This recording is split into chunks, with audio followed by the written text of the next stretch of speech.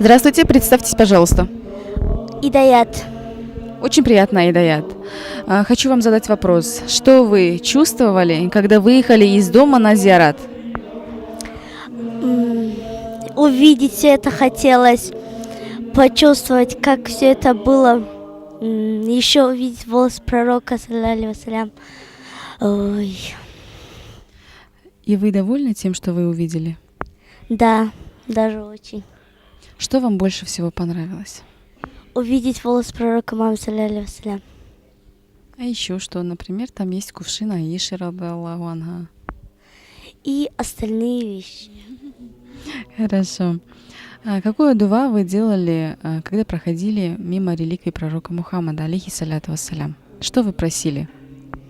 Благословить сподвижников пророка, саллаллаху вассалям, и его дочерей.